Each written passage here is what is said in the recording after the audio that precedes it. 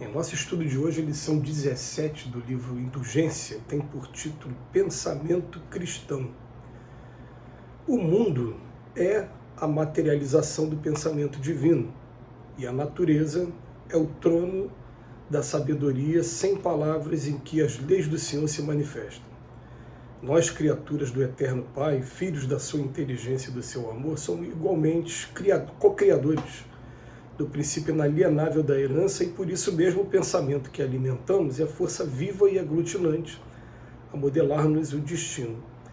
Antes da energia subatômica, possuímos o mundo das unidades força em que as linhas imponderáveis da criação espiritual se movimentam, precedendo a química celular e tecendo os fios sublimes da origem das nossas experiências.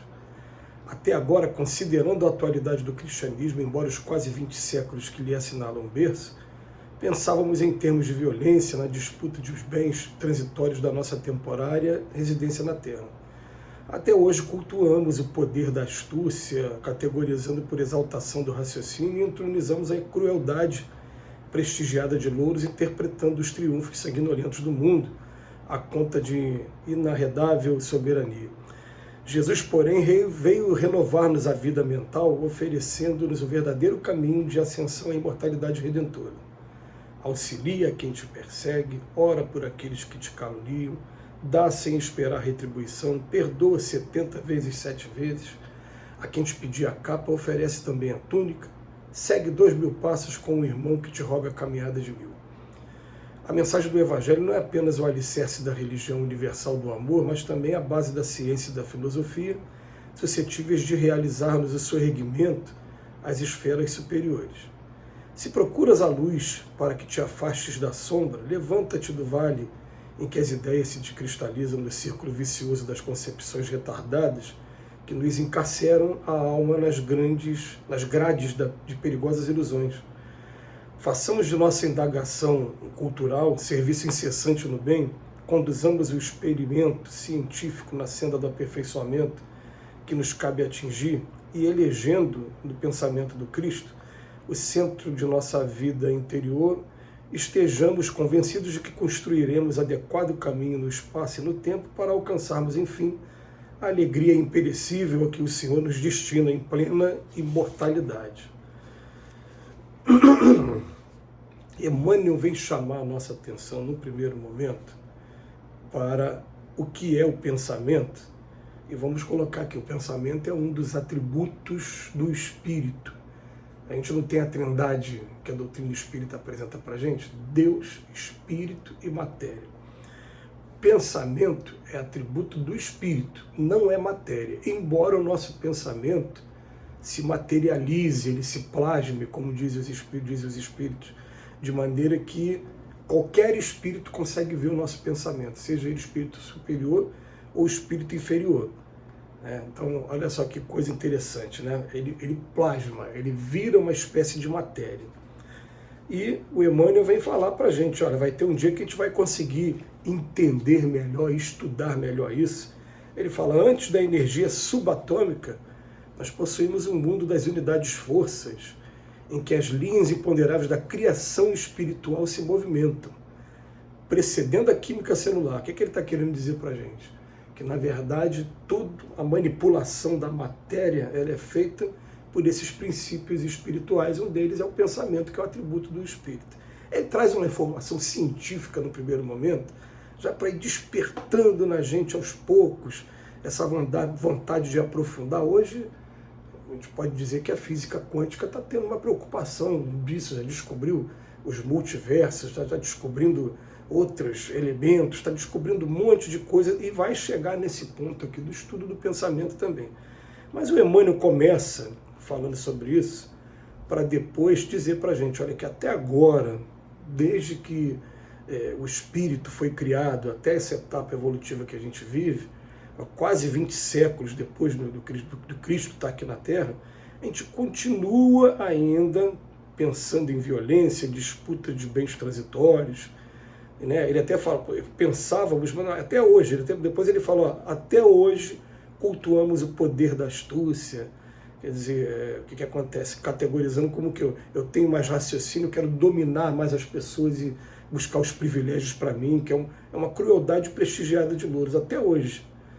Porém, ele vem chamar a atenção para a gente. Agora nós estamos entrando na era do Espírito, para que a gente consiga aprender esses valores e ir muito além dessa energia subatômica que diz respeito simplesmente à matéria. Para a gente poder conhecer profundamente o lado espiritual, a gente precisa agora entender os conceitos que o Cristo veio trazer para a gente. Porque ele veio falar para a gente, olha o verdadeiro caminho da ascensão.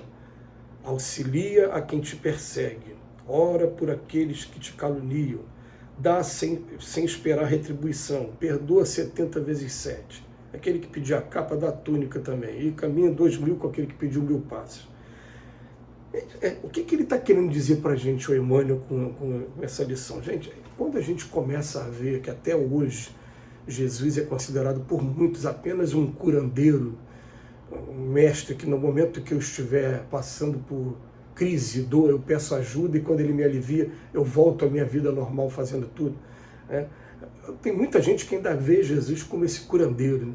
Mas até quem vê esse curandeiro, gente, como é que pode uma pessoa chegar perto de uma que... Eu conheço cego de nascença. Aí você vê aquela pessoa cega a vida inteira, ele com um toque de mão ele faz a pessoa enxergar. Tem gente que vai olhar aquilo e falar, isso é narrativa fantasiosa. Não, isso aconteceu, isso está testemunhado, inclusive quem trabalha com fenômenos de cura, em todos os seios religiosos, você vai ver alguma coisa que as pessoas dizem, foi um milagre, doenças que de repente são restauradas. É só quem vê pessoalmente é que vai ter condições de fazer uma análise mais profunda. Mas o que eu estou querendo dizer, o que faz um homem que, igual Jesus estava aqui com a gente, pegar uma pessoa que estava aleijada de nascença, não andava e de repente com um toque de mãos, fazer com que as articulações voltem a funcionar e a pessoa nem precise de fisioterapia para começar a andar de novo. Né? O que faz isso? Isso é uma coisa espetacular e foi o próprio Cristo que virou para a gente. No Evangelho de João, falou, vocês estão admirados, mas não admira se eu disser para vocês, vocês também são deuses. Sois deuses, tudo que eu fiz, que eu estou fazendo, vocês podem fazer também muito mais, só depende de vocês. Meu Deus do céu. Então, peraí, como é que eu faço para conhecer esse mundo desconhecido? Como é que eu faço para poder entrar nessa medicina que a nossa terra ainda não alcançou? Auxilia a quem te persegue. Ou seja, como se fosse amar o inimigo. Ora por aqueles que te caluniam. Perdão o tempo todo. Não guardar mágoa, nem rancor e desejo de vingança. Dá sem esperar a retribuição. Perdoa 70 vezes 7. Gente, a gente vai fazer isso inicialmente, vai ser um pouquinho amargo, porque a nossa natureza humana ainda ela é muito mais de instinto de conservação. Eu quero me proteger, eu quero me defender. Mas agora nós somos convidados a conhecer o lado espiritual. Nós estamos no século do Espírito. Então ele fala assim, a mensagem do Evangelho não é apenas alicerce de religião universal do amor, não. Mas é a base da ciência e da filosofia que vai realizar na gente o soerguimento para as esferas superiores. Para a gente ter todo esse aprendizado aí, daqui a pouco a gente está também, através das nossas mãos, dos nossos sentimentos, a gente está também realizando essas coisas também. Por quê? Porque foi a conquista do homem interior. Hoje eu olho o Cristo como um espírito que ele já é tão dono de si, ele já alcançou uma felicidade tão inquebrantável, uma paz dentro dele, que se você quiser ameaçar a vida dele, ele encarnado aqui entre a gente, ele vai pensar assim, já chegou a minha hora, se não chegou eu vou evitar, igual ele fez enquanto estava aqui encarnado. Não chegou a minha hora ainda não, saía. Ainda tem missão minha. Chegou a minha hora, é agora, Pai. Ele se entrega sem medo nenhum, porque ele tem a noção plena da imortalidade da alma. Eu sei, vai ter sofrimento? Vai ter sofrimento, tá? Desencarnar faz a gente sofrer. Aí que tá, né? Materialmente, fisicamente. O Emmanuel tem uma lição que fala isso. Que não tem uma pessoa sequer que um dia esse corpo aqui não vai falhar. Como vai ser o gênero de morte? Eu sou imortal. Então tem um momento até que ele fala com os discípulos, né? Não tenham medo daqueles que podem acabar com o seu corpo, mas nunca vão aniquilar a alma de vocês e o pensamento de vocês. ele trouxe o amor para dentro dele e consegue materializar esse amor através desses prodígios. Sois Deus e nós também somos. Vamos chegar lá um dia. Que Jesus nos abençoe hoje e sempre.